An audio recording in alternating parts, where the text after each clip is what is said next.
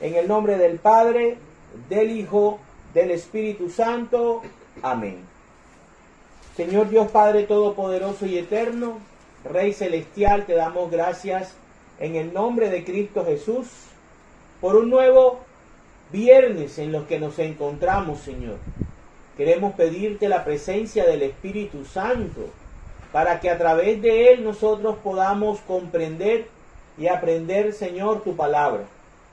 Bendito y alabado sea, Señor.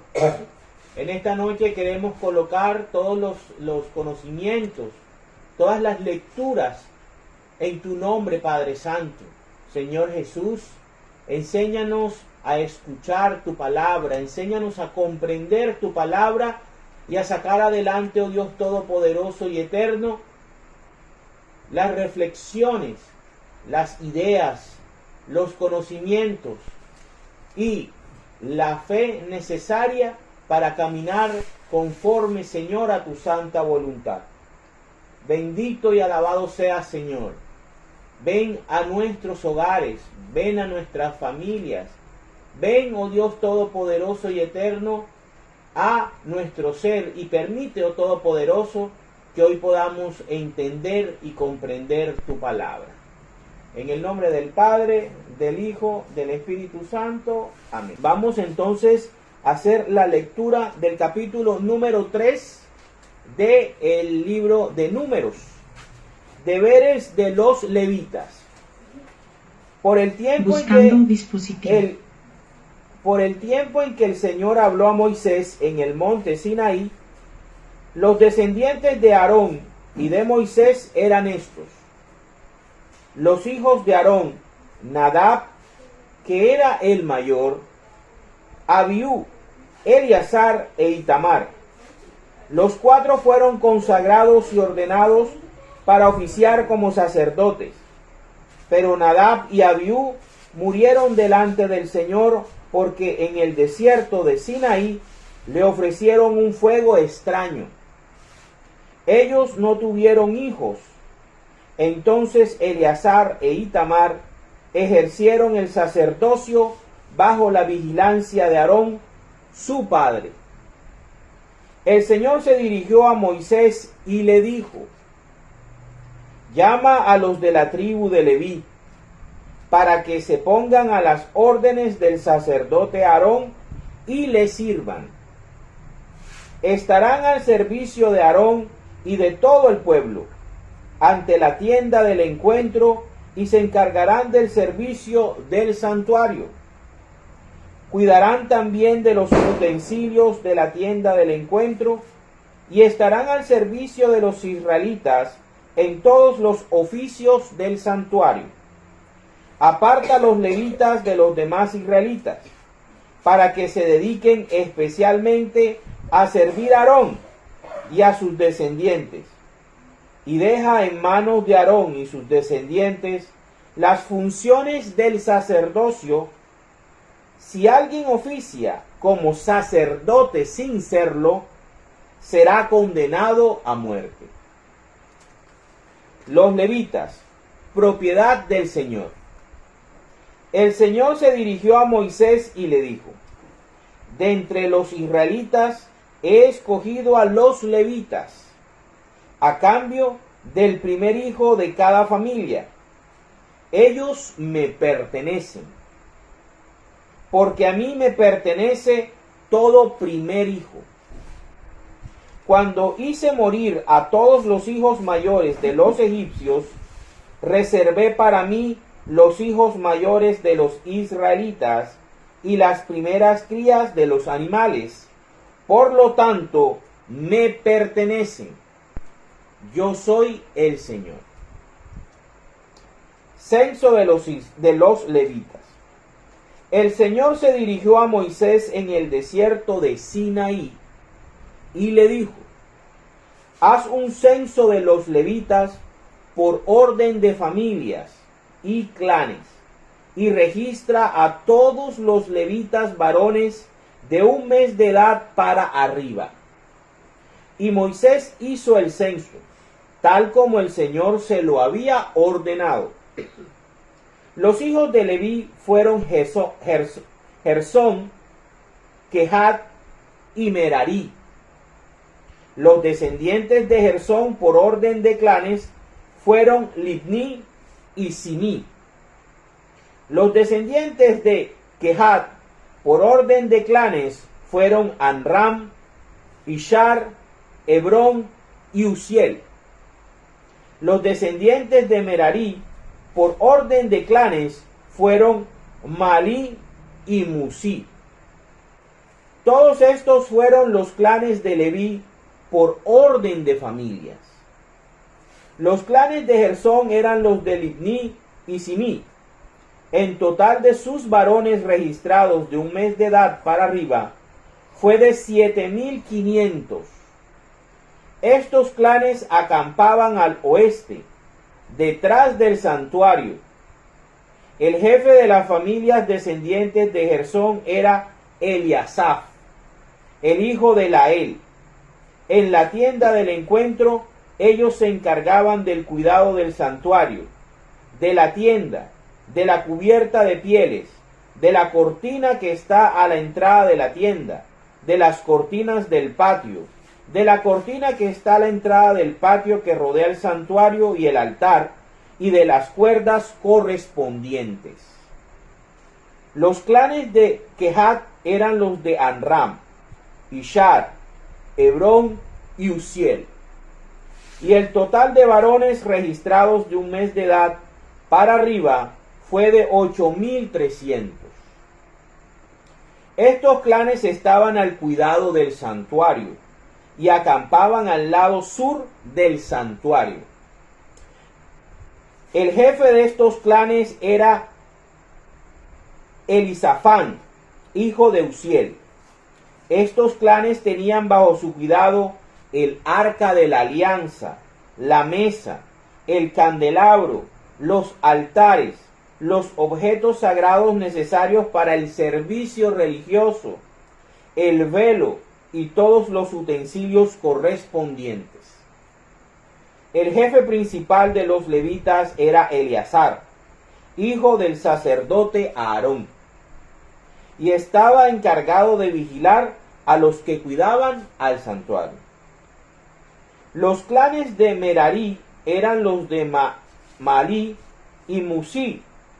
El total de sus varones registrados de un mes de edad para arriba fue de 6,200. Su jefe era Suriel, hijo de Abiail, y acampaban al lado norte del santuario. Los descendientes de Merarí tenían bajo su cuidado las tablas del santuario, con sus travesaños, sus postes, sus bases y todos sus utensilios. Lo mismo que los postes que rodeaban el patio, con sus bases, sus estacas y sus cuerdas. Por el lado oriental, frente al santuario y delante de la tienda del encuentro, acampaban Moisés y Aarón.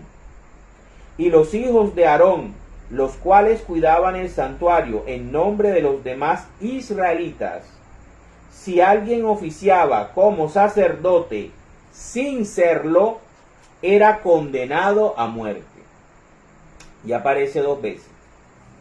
Cuando Moisés y Aarón hicieron el censo de los levitas, por orden de clanes, tal como el Señor se lo había ordenado, resultó que los varones de un mes de edad para arriba eran 22,000 en total. 22,000.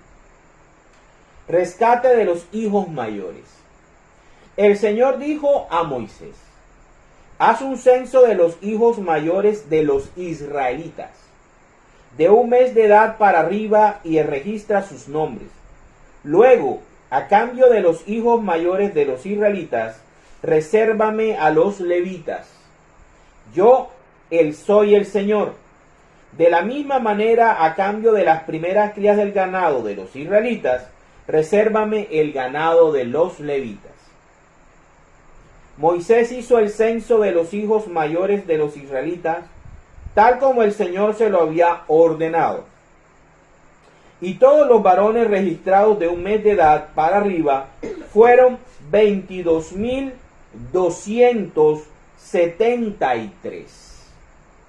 Y el Señor se dirigió a Moisés y le dijo: toma a los levitas a cambio de los hijos mayores de los israelitas, y el ganado de los levitas a cambio del ganado de los israelitas, pues los levitas me pertenecen. Yo soy el Señor. Pero los hijos mayores de los israelitas son más numerosos que los levitas. Así que, para rescatar a esos 273 hijos mayores que hay de más, pide una contribución de 5 monedas de plata por persona, según el peso oficial del santuario, que es la moneda de plata de 11 gramos. Y entrega ese dinero a Aarón y a sus hijos como rescate por ellos. Moisés recogió el dinero del rescate por los hijos mayores israelitas que había de más, y recogió 1,365 monedas de plata, conforme al peso oficial del santuario. Después se entregó este dinero a Aarón y sus hijos, tal como el Señor se lo había ordenado. Palabra de Dios. Te alabamos, Señor. Bueno, nosotros podemos, a medida que vamos avanzando en el libro de Números, nos vamos dando cuenta por qué se llama Números, ya que siempre se nos están dando unas cifras que muchas veces se aproximan a la realidad y otras son intencionalmente números que tienen una relevancia teológica o espiritual. El capítulo número 3 del libro de Números nos habla acerca de la especialidad de la tribu de Leví. Y es que Dios, de las 12 tribus que había que conformaban el pueblo de Israel, había escogido a la tribu de Leví. Y dentro de la tribu de Leví había escogido a su mediador Moisés y a Aarón como su sumo sacerdote, como el sumo sacerdote del pueblo de Israel, un sumo sacerdote. Y había designado a los descendientes de Aarón como sacerdotes del Dios Altísimo.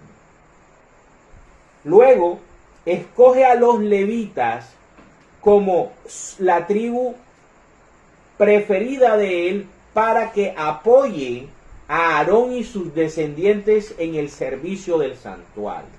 ¿Sí?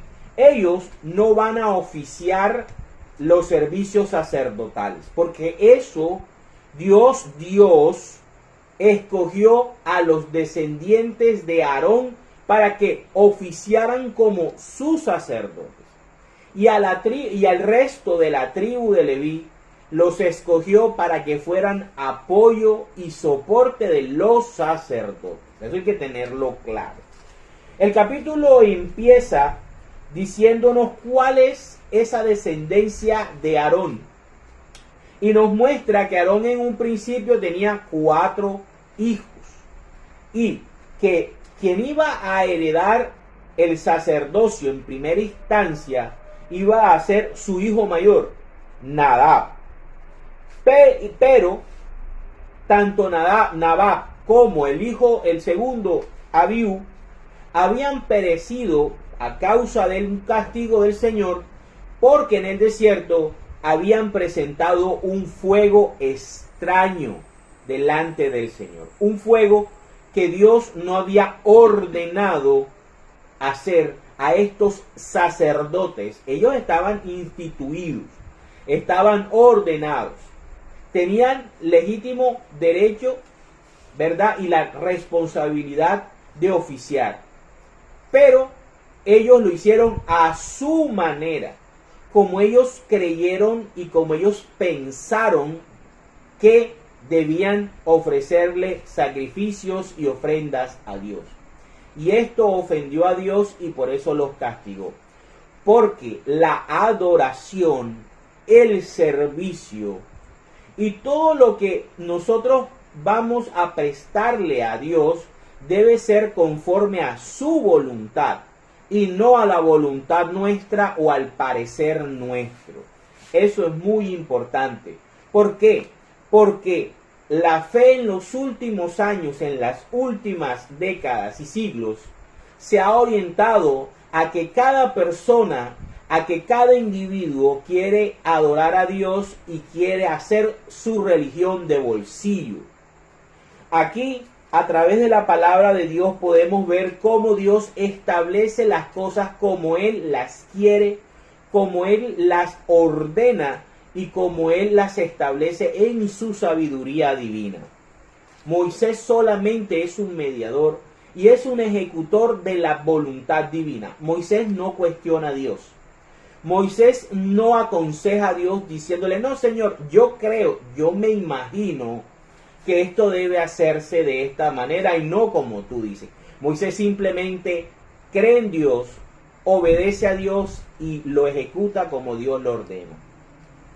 Entonces vemos cómo la tribu de Leví queda solamente, en principio, Aarón queda solamente con dos hijos, que vienen siendo Eleazar, el número 3, e Itamar, el número 4.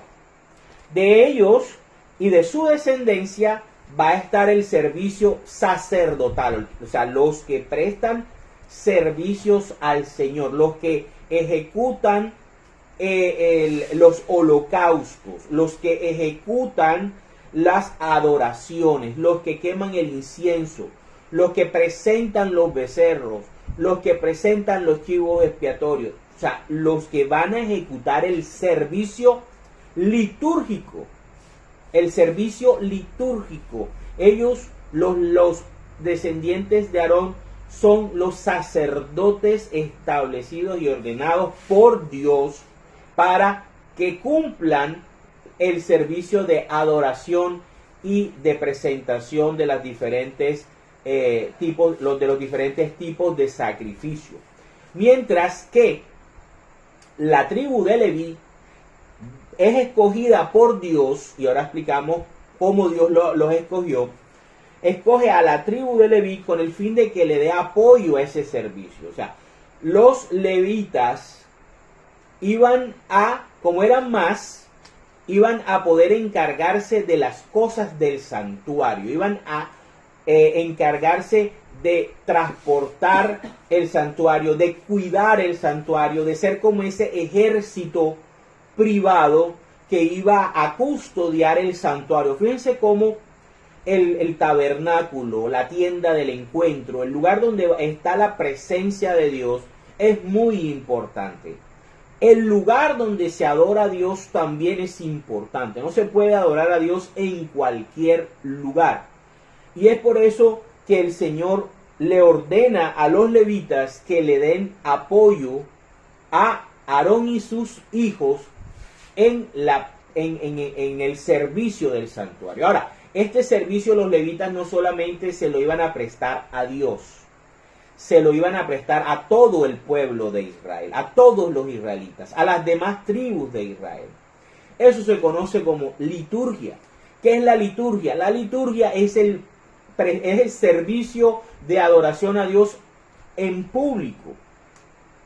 Recordemos que en la alianza del monte Sinaí, el pueblo objeto es el pueblo de Israel, las 12 tribus descendientes de Israel, todos los descendientes de los 12 hijos de Israel, más los dos nietos, sus dos nietos Manasés e Efraín, iban a conformar el pueblo de Israel. Surge de los 12 tribus el pueblo de Israel y por tanto el pueblo de la alianza del monte Sinaí va a ser el pueblo de Israel. Y eso hay que tenerlo muy claro. Entonces el Señor nos explica que Él ha tomado como suyo a todos los primogénitos del pueblo de Israel. porque la noche de la Pascua, la noche en que el Señor pasó por Egipto e hirió a todos los primogénitos de Egipto, el Señor se tomó para sí a los primogénitos del pueblo de Israel. Entonces, para hacer una compensación, para que no haya esa heterogeneidad de personalidades y de responsabilidades de diferentes clanes, de diferentes tribus, el Señor en su sabiduría escoge a la tribu de Leví. ¿Por qué?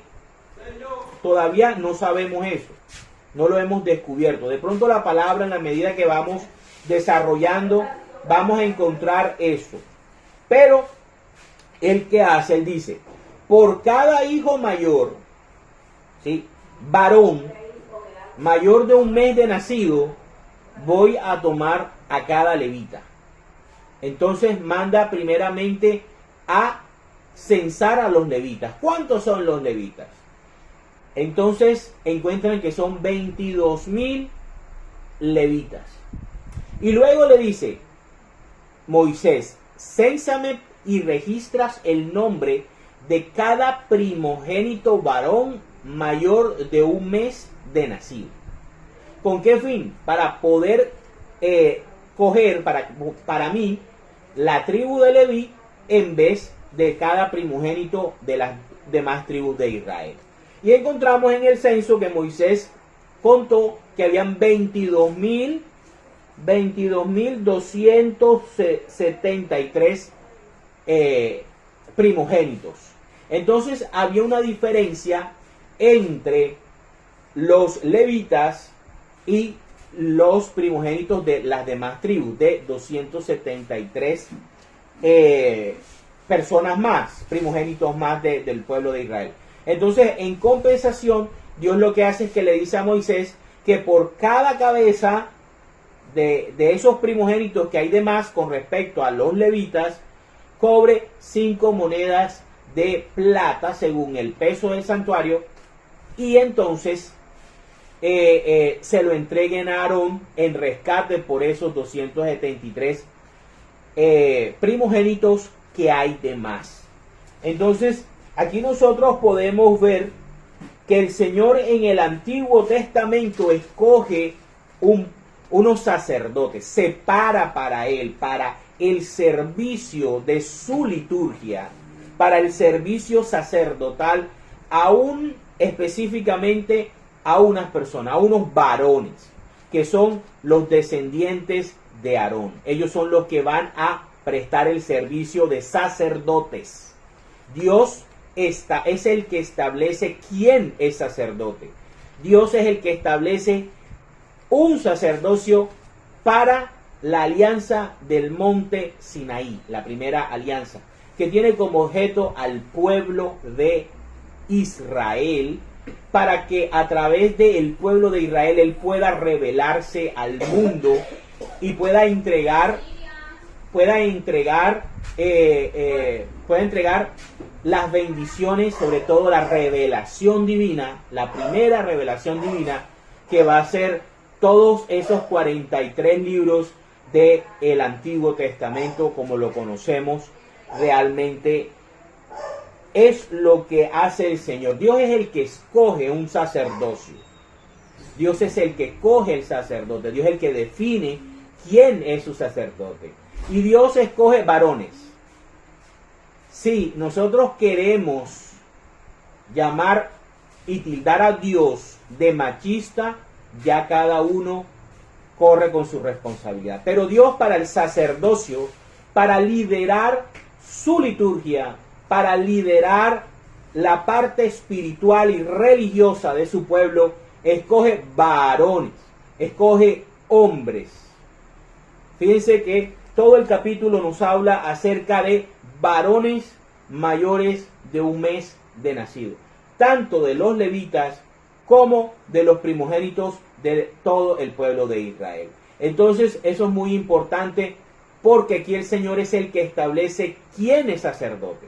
Los descendientes de Aarón, quienes van a ayudar a llevar el santuario, a movilizarlo, quienes van a estar pendientes de los utensilios, quienes van a estar pendientes del arca de la alianza, los levitas.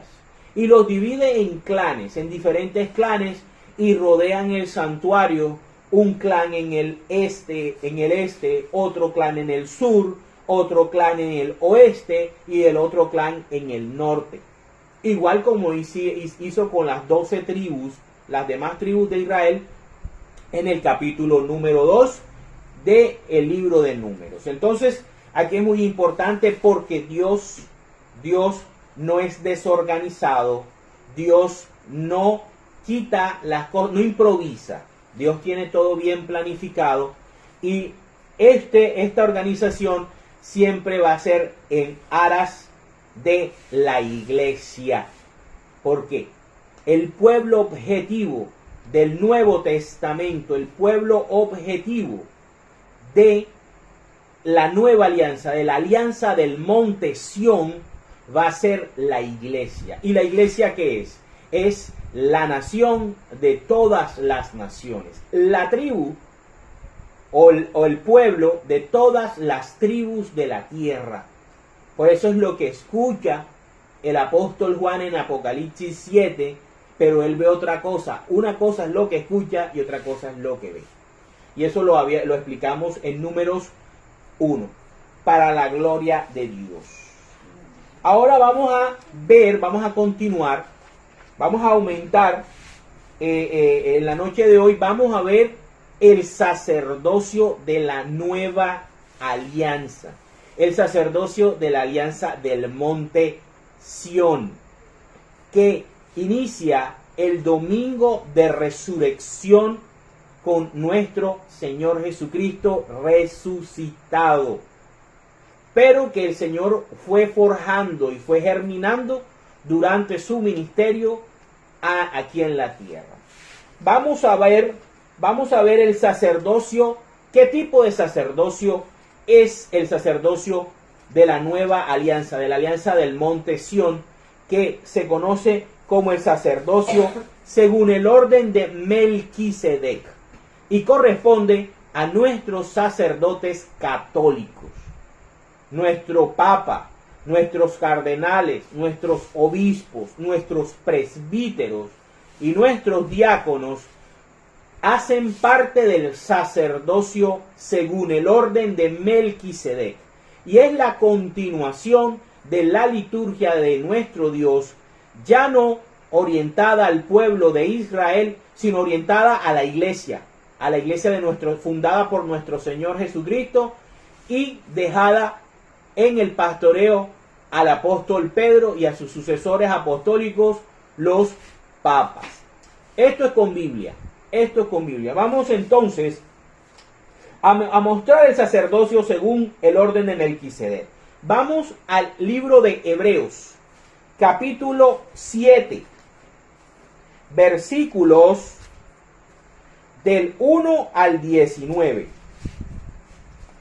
Dice: Jesús, sacerdote como Melquisedec. El origen de todo es Cristo. La cabeza de la iglesia es Cristo. El que ordena las cosas es Cristo. Él es Aarón. Él reemplazó a Aarón y reemplazó a Moisés. Por lo tanto, los descendientes de él o los que él escoja y bendiga son los que van a reemplazarlo a él aquí en la tierra cuando él se vaya a hacer el sacerdote, a ser sumo sacerdote en el templo celestial, en la Nueva Jerusalén. Él va a dejar unos sacerdotes que van a representar a los hijos de Aarón. Vamos a verlo, dice: este Melquisedec fue rey de Salem y sacerdote del Dios Altísimo. Por eso el padre Luis Toro en sus videos dice: yo soy sacerdote del Dios Altísimo. Es cierto, es verdad, es bíblico. Dice: este Melquisedec fue rey de Salem y sacerdote del Dios Altísimo. Cuando Abraham regresaba de la batalla en la que había derrotado a los reyes, ese es Génesis 14, Melquisedec salió a su encuentro y lo bendijo. Entonces Abraham le dio la 10ª parte de todo lo que había ganado en la batalla. Ante todo, hay que notar que el nombre Melquisedec significa rey de justicia, pero aparece también como rey de Salem, que quiere decir rey de paz. Nada se sabe de su padre ni de su madre, ni de sus antepasados, ni tampoco se habla de su nacimiento ni de su muerte. Y así, a semejanza del Hijo de Dios, es sacerdote para siempre. Jesús es sacerdote para siempre. Y nuestros ministros ordenados también son sacerdotes de Dios para siempre. Así se salgan porque quieran disfrutar de la vida. Bueno, ahora bien, fíjense qué importante era Melquisedec, que nuestro propio antepasado Abraham le dio la 10ª parte de lo que le había ganado a los reyes en la batalla. Según la ley de Moisés, los sacerdotes que son descendientes de Leví, ya lo vimos en el capítulo 3 de Números, tienen el derecho de cobrarle al pueblo la 10ª parte de todo, a pesar de que son sus parientes y descienden de Abraham.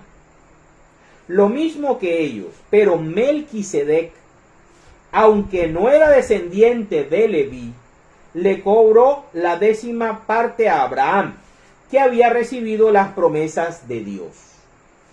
Así Melquisedec bendijo a Abraham, y nadie puede negar que el que bendice es superior al bendecido. Claro, la alianza del monte Sión, que representa a Melquisedec, es superior a la alianza del monte Sinaí, que es representado por Abraham y por Moisés y Leví. Dice, aquí, en esta vida, los que cobran la 10ª parte son hombres mortales. Pero en la Escritura habla de Melquisedec como uno que todavía vive. Y se puede decir que los sacerdotes que descienden de Leví y que ahora cobran la 10ª parte, pagaron también la 10ª parte a Melquisedec. Al pagarle a él, a Abraham, porque en cierto sentido Melquisedec salió al encuentro de Abraham. Este llevaba ya en su cuerpo a sus descendientes que aún no habían nacido. Los dos sacerdocios. Aquí es donde viene el cambio del sacerdocio, no la eliminación del sacerdocio. El sacerdocio no se eliminó, se cambió, porque Dios no elimina las cosas ordenadas que Él establece desde el principio. Hubo un cambio de sacerdocio y con el cambio de sacerdocio hay cambio de ley. Como lo he explicado en videos anteriores, por eso la Iglesia Católica tiene unos mandamientos diferentes a los que aparecen en Éxodo 20, porque los cambió Jesucristo. Dice, el pueblo de Israel recibió la ley basada en el sacerdocio levítico. Ahora bien, si estos sacerdotes, los levitas, hubieran podido hacer perfectos a los hombres, esto quiere decir llevarlos a la santidad, no habría sido necesario que apareciera otro sacerdote, ya no de la clase de Aarón, sino de la clase de Melquisedec. Porque al cambiar el sacerdocio, no eliminarlo, como dicen los hermanos separados, por eso es que ellos tienen pastores y no tienen sacerdotes, también se tiene que cambiar la ley. Por eso los 10 mandamientos son diferentes. Y nuestro Señor, de quien la Escritura dice esto, pertenece a otra tribu de Israel, de la cual no ha salido ningún sacerdote. Porque es bien sabido que nuestro Señor vino de la tribu de Judá. Y Moisés no dijo nada de esa tribu cuando habló del sacerdocio. Y esto es aún más claro si el nuevo sacerdote que aparece es uno como Melquisedec, que no fue sacerdote según una ley que toma en cuenta elementos puramente humanos. Por eso el que se devuelve al Antiguo Testamento a cumplir las leyes del Antiguo Testamento se está quedando en las cosas humanas y está renunciando a Cristo. El que enseña, predica y cumple los mandamientos de Éxodo 20 está renunciando a la gracia de nuestro Señor Jesucristo, sino según el poder de una vida indestructible. Porque esto es lo que Dios dice de él: tú eres sacerdote para siempre, de la misma clase que Melquisedec. Así que el mandato anterior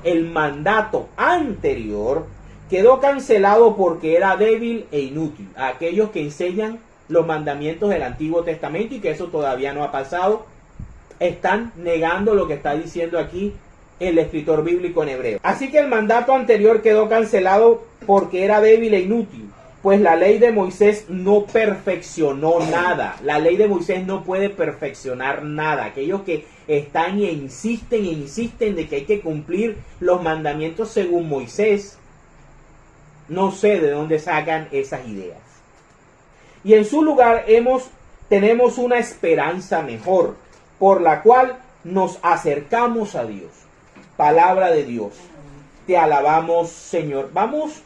No está dentro del programa, pero quiero que escuchemos cómo se presentó Melquisedec a Abraham. Esto está en Génesis capítulo 14, versículos del 17 en adelante. Miren lo que dice.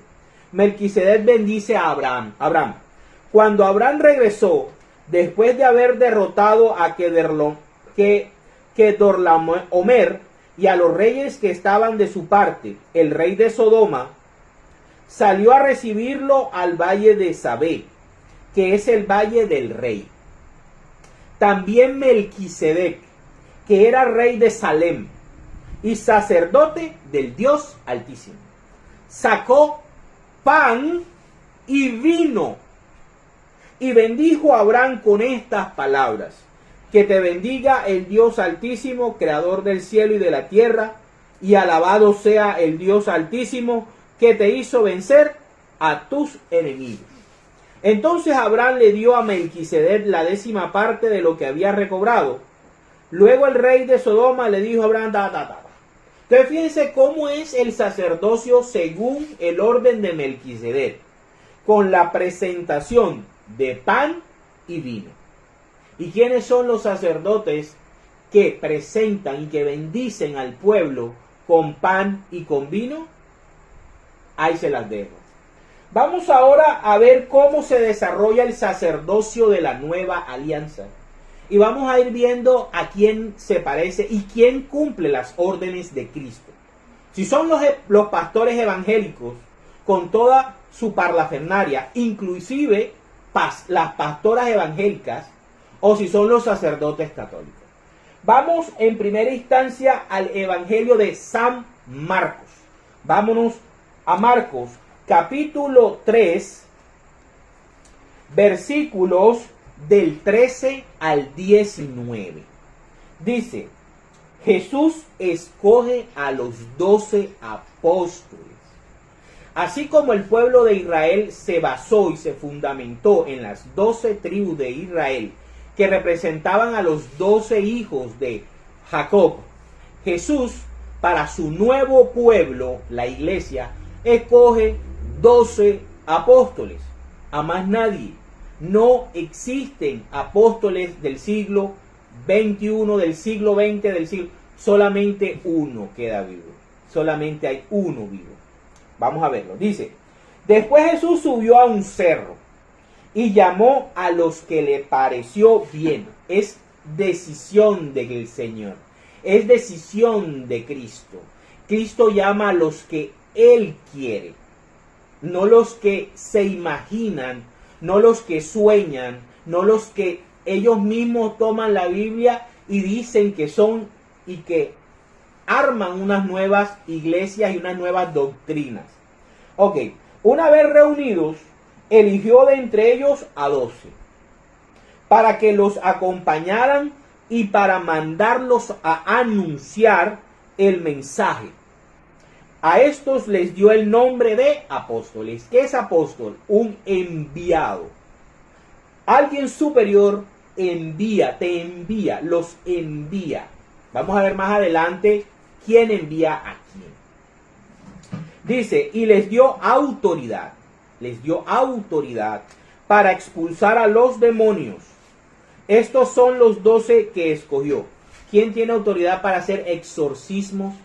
Los sacerdotes de la Iglesia Católica. Dice, estos son los 12 que escogió. Simón, a quien puso por nombre Pedro, que significa piedra pequeña. Santiago y su hermano Juan, hijos de Zebedeo, a quien llamó Boanerges, es decir, hijos del trueno. Andrés, Felipe, Bartolomé, Mateo, Tomás y Santiago, hijo de Alfeo, Tadeo, Simón el cananeo y Judas Iscariote, que después traicionó a Jesús. Palabra del Señor. Gloria a ti, Señor Jesús. Ahí yo no encuentro a ninguna mujer.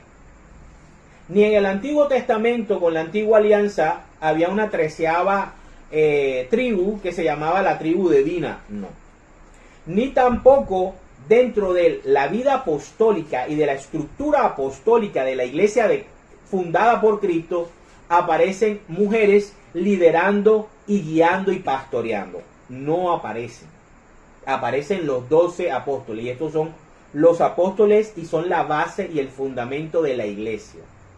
Del mensaje de ellos, de su tradición apostólica, es que la iglesia vive, y fue después que se hizo las Santas Escrituras. Vamos ahora a ver el sacramento, de la Eucaristía. Vamos a ver el sacramento de la Eucaristía cuando Jesús, nuestro Señor, el fundador de la Iglesia Católica, instituye el sacerdocio según el orden de Melquisedec en los 12 apóstoles y les dice que celebren la Eucaristía hasta el día que Él venga. Vamos al Evangelio de San Lucas. Ahora nos vamos a Lucas. Vamos a usar todos los 4 evangelios.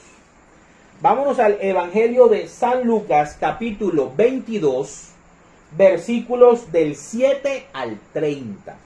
Dice: la cena del Señor. Llegó el día de la fiesta en que se comía el pan sin levadura, cuando se sacrificaba el cordero de Pascua.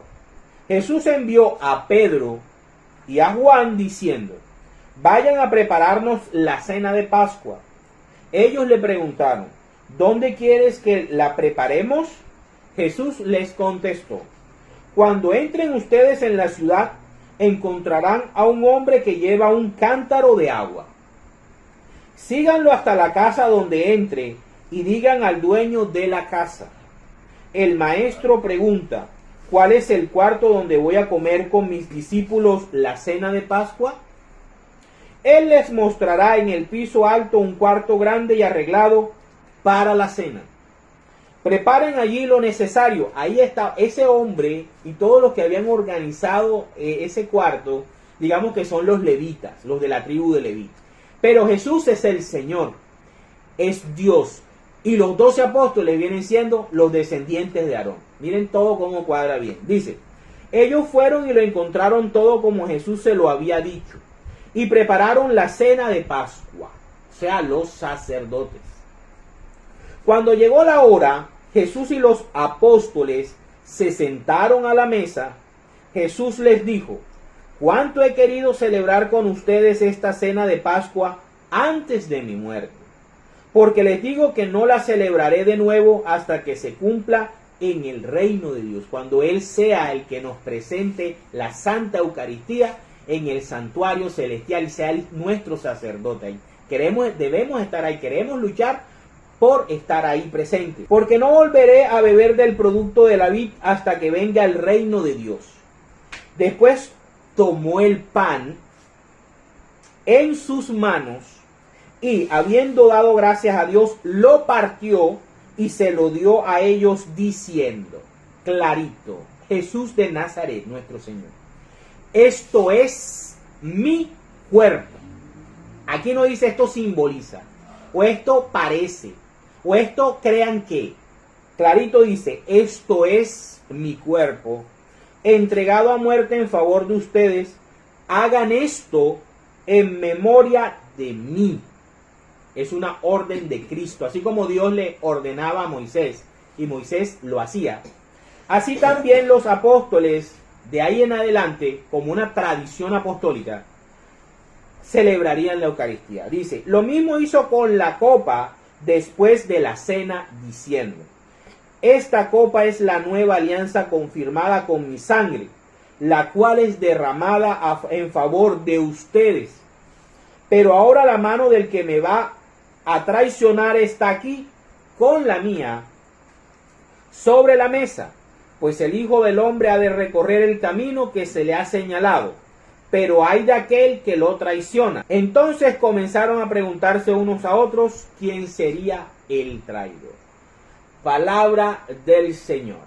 Gloria a ti, Señor Jesús. En este momento surgen dos sacramentos.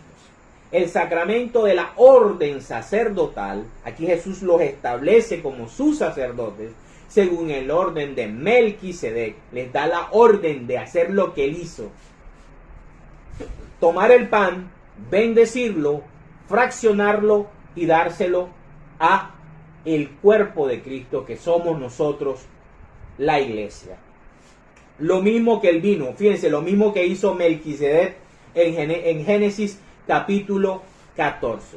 Por eso el sacerdocio católico es el sacerdocio según el orden de Melquisedec. Eso tenemos que tenerlo claro. ¿De dónde viene nuestro sacerdocio? No es un invento de Constantino, ni es un invento del Papa, es una orden de Cristo. Vamos, aquí tenemos dos sacramentos.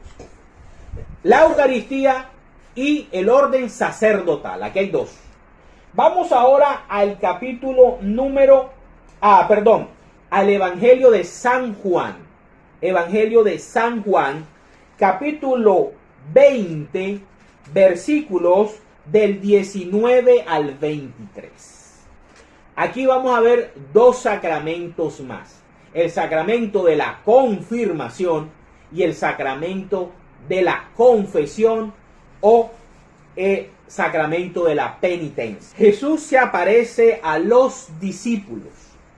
Al llegar la noche de aquel mismo día, el primero de la semana, o sea, el domingo de resurrección, donde nace la iglesia, los discípulos se habían reunido con las puertas cerradas por miedo a las autoridades judías, que respetaban el sábado. Jesús entró y poniéndose en medio de ellos, en medio de sus discípulos, los saludó diciendo: paz a ustedes. Por eso nosotros damos la paz en la Eucaristía. Dicho esto, les mostró las manos y el costado, y ellos se alegraron de ver al Señor. Luego Jesús les dijo otra vez: paz a ustedes. Ahora fíjense el envío, como el envío que hace Jesús. Cómo Jesús transmite su sacerdocio según el orden de Melquisedec a sus discípulos. Dice: como el Padre me envió a mí, así yo los envío a ustedes.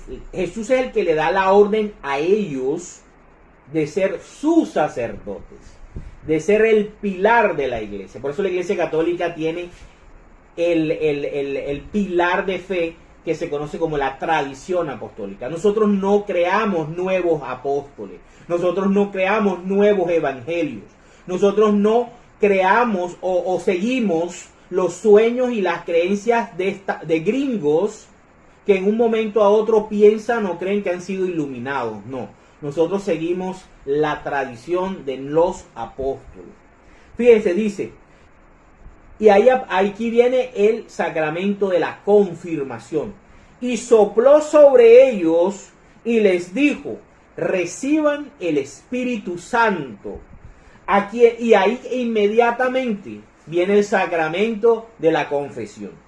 A quienes ustedes perdonen los pecados, les quedarán perdonados.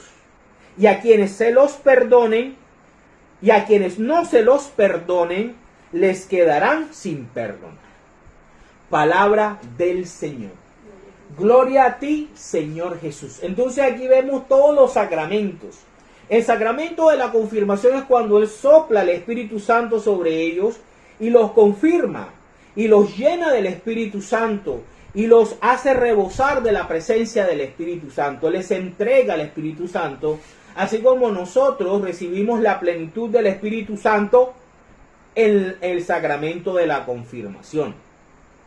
Y al mismo tiempo instituye el sacramento de la reconciliación, el sacramento de la confesión.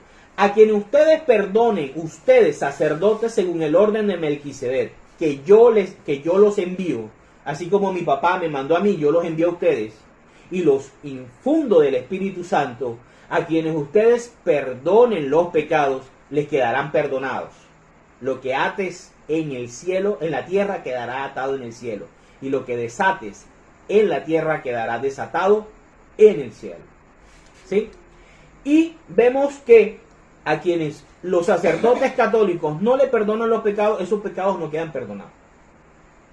Entonces, fíjense cómo todos los sacramentos y todos los servicios que prestan nuestros sacerdotes católicos tienen bases bíblicas. Ahora vamos a ver el bautismo, el sacramento del bautismo. Vamos al Evangelio de San Mateo, capítulo 28.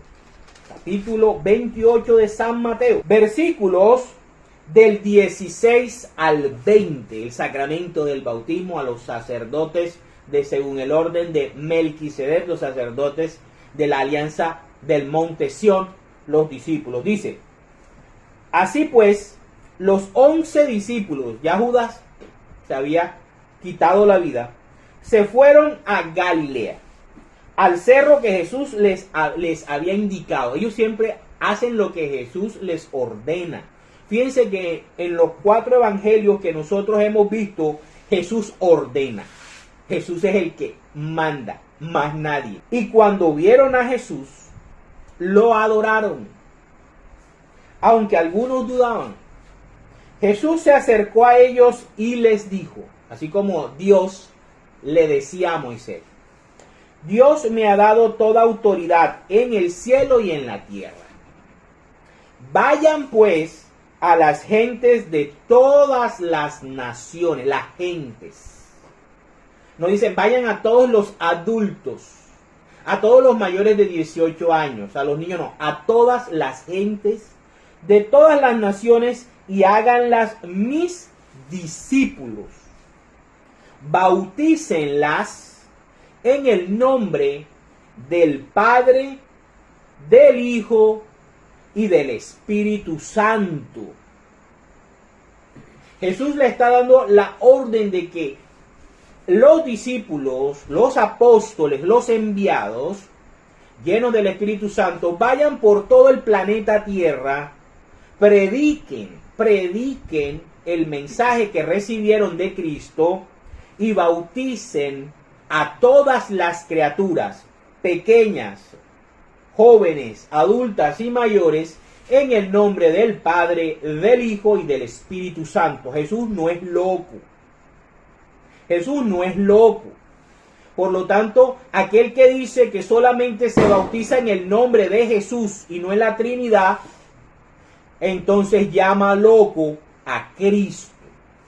Llama loco a Cristo y desautoriza a Cristo. Entonces, ¿a quién queremos nosotros seguir? ¿A Cristo o a todo el que aparezca de Estados Unidos diciendo que esto no es así, que se ha hecho de más de 19 siglos, sino que ahora tiene que hacerse así, porque Él lo dice, porque a Él se le ocurrió? ¿Ya? Entonces fíjense cómo los sacramentos y las cosas que hacen los sacerdotes católicos, todas están en la palabra de Dios. Y hemos visto cada sacramento. Nos faltaría el del matrimonio. Pero ahí está, cuando Jesús le dice a Pedro, todo lo que ates en la tierra quedará atado en el cielo, ahí incluye el matrimonio. Porque el matrimonio es una atadura en la tierra, pero que también tiene consecuencias y tiene acciones en el cielo. Para que lo sepamos, y por eso el adulterio es algo bien jodido. Ahora vamos entonces a ver cómo se desarrolló la vida de la iglesia. Si los apóstoles se hicieron los locos y cada uno de ellos inventó una nueva religión y creó una nueva doctrina, y según lo que le parecía a cada discípulo o a cada apóstol creaba una religión diferente, o qué fue lo que hicieron. Vámonos en primera instancia a ver cómo se cumple aquello que decía el Señor, que todo el que no cumpliera el sacerdocio todo aquel que no fuera sacerdote tenía que ser condenado a muerte. Vamos a Hechos, capítulo 8. Hechos 8, versículos del 9 al 25. La historia de Simón el mago. Miren lo que dice aquí. Del 9 al 25 dice: pero había allí un hombre llamado Simón. Fíjense, la palabra de Dios a veces tiene sus cositas. Simón se llamaba este charlatán, y Simón Pedro se llamaba el apóstol encargado de custodiar la doctrina de la iglesia de nuestro Señor Jesucristo, que antes había practicado la brujería y que había engañado a la gente de Samaria haciéndose pasar por una persona importante. Todos, desde el más pequeño hasta el más grande, lo escuchaban atentamente y decían: este es a quien llaman el gran poder de Dios. Fíjense que lo mismo que pasó hace 19 siglos, 20 siglos, está pasando igualito hoy. Y le decían acaso, porque con su, y le hacían caso, porque con su brujería los había engañado durante mucho tiempo. Pero cuando creyeron en la buena noticia que Felipe les anunciaba acerca del reino de Dios y de Jesucristo, o sea, Felipe era un apóstol, tanto hombres como mujeres se bautizaron, y el mismo Simón creyó y se bautizó y comenzó a acompañar a Felipe, admirado de los grandes milagros y señales que veía. Cuando los apóstoles que estaban en Jerusalén supieron que los de Samaria habían aceptado el mensaje de Dios, mandaron allá a Pedro, el guardián, ¿verdad? A Simón Pedro, el guardián de la doctrina de Cristo, y a Juan. Al llegar, oraron por los creyentes de Samaria para que recibieran el Espíritu Santo, porque todavía no había venido el Espíritu Santo sobre ninguno de ellos. Y escuchemos por qué. Solamente se habían bautizado en el nombre del Señor Jesús. Entonces Pedro y Juan les impusieron las manos, aquellos que habían recibido el Espíritu Santo de parte de Cristo. El sacerdocio lo habían recibido de Cristo. Felipe los había bautizado en el nombre de Jesús, pero no habían recibido el Espíritu Santo sino cuando los sacerdotes instituidos por Jesús le impusieron las manos, y ahí fue cuando el Espíritu Santo bajó sobre ellos. Y así recibieron el Espíritu Santo. Simón, al ver que el Espíritu Santo venía cuando los apóstoles imponían las manos a la gente, les ofreció dinero. Claro, porque ven la religión como un negocio. Ven la fe de las personas como un negocio. Y la fe no es negocio. Ok, y les dijo: denme también a mí ese poder, para que aquel a quien yo le imponga las manos reciba igualmente el Espíritu Santo. El poder del Espíritu Santo. Hay gente que quiere es el poder del Espíritu, tener el poder del Espíritu Santo. Quieren vivir del poder del Espíritu Santo, que se manifieste el poder del Espíritu Santo. Es que esta iglesia sí es verdadera porque aquí sí hay poder del Espíritu Santo. Y se enfrascan en eso. Bueno, eso es peligroso también. Entonces Pedro le contestó, el Pedro defendiendo la doctrina: que tu dinero se condene contigo, porque has pensado comprar con dinero lo que es un don de Dios. La gente que siembra, la gente que diezma, la gente que le dicen que si diezma o siembra 50,000, el Señor lo va a multiplicar en 200,000, en 1,000,000. Fíjense, miren lo que dice Pedro, el Papa: que tu dinero se condene contigo, porque has pensado comprar con dinero lo que es un don de Dios, la salvación, la gracia, el perdón, la bendición de Dios, el amor de Dios. Todo es gratuito, porque no tenemos manera de pagarle a Dios ni siquiera un día más de vida. Todos los días son un regalo de nuestro Dios. Que tu dinero, bueno, dice: tú no tienes ningún derecho a recibirlo, porque delante de Dios tu corazón no es recto. Abandona esta maldad tuya y ruega a Dios para ver si te perdona el haber pensado así. Porque veo que estás lleno de amargura y que la maldad te tiene preso. Simón contestó: oren ustedes al Señor por mí. Intercesión. Está pidiendo intercesión de San Pedro y de San Juan, para que no me pase nada de esto que me han dicho. Después de dar testimonio y de comunicar la palabra del Señor, los apóstoles anunciaron la buena noticia en muchas de las aldeas de Samaria y regresaron a Jerusalén. Palabra de Dios. Te alabamos, Señor. Entonces ahí vemos un primer avance o una primera defensa de Pedro en la doctrina verdadera de la iglesia de Cristo.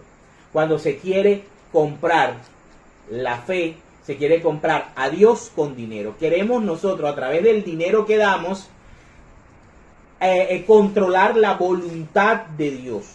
Y queremos hacer que Dios, obligar a Dios, cuando uno declara, cuando uno determina, cuando uno dice, uno peca.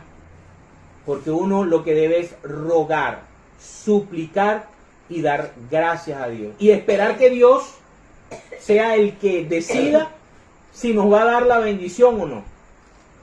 Porque muchas veces la bendición que nosotros pedimos para Dios no es buena. Para Dios no es lo que te va a edificar y te va a llevar a su reino. Entonces por eso uno no debe declarar, ni debe decir, ni debe definir, ni debe creer que todo lo tiene ya ganado. Somos hijos de Dios, pero dependemos de su divina providencia en todo, y aceptar, aunque le pidamos de rodillas muchas veces, si Él no nos quiere dar el milagro, debemos decir: Señor, que se haga tu voluntad. Para terminar, vamos a ver qué es lo que le dice San Pablo a Timoteo con respecto, y a todos los sacerdotes de la iglesia de Cristo Jesús. Vámonos a Primera de Timoteo, capítulo 4, versículos del 11 al 16. Dice: las falsas enseñanzas.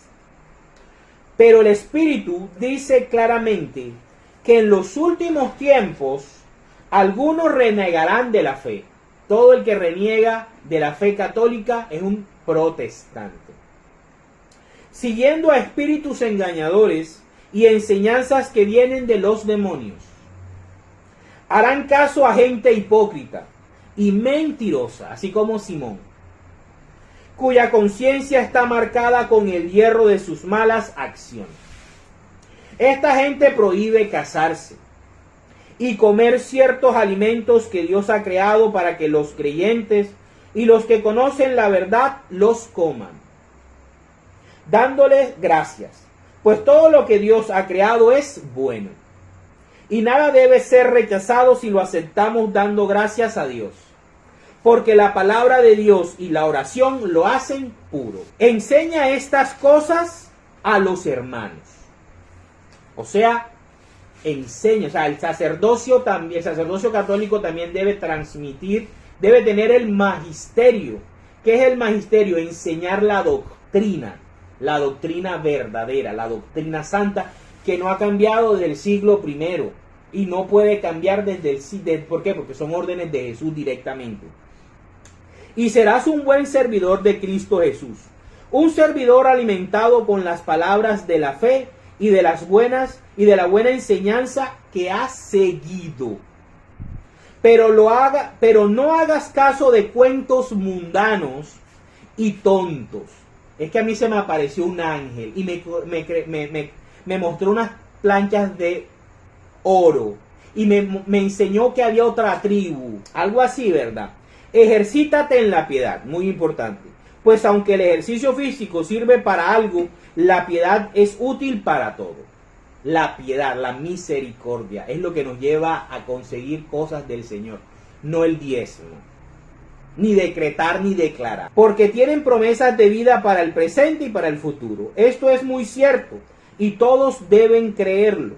Por eso mismo trabajamos y luchamos, porque hemos puesto nuestra esperanza en el Dios viviente, que es el Salvador de todos, especialmente de los que creen.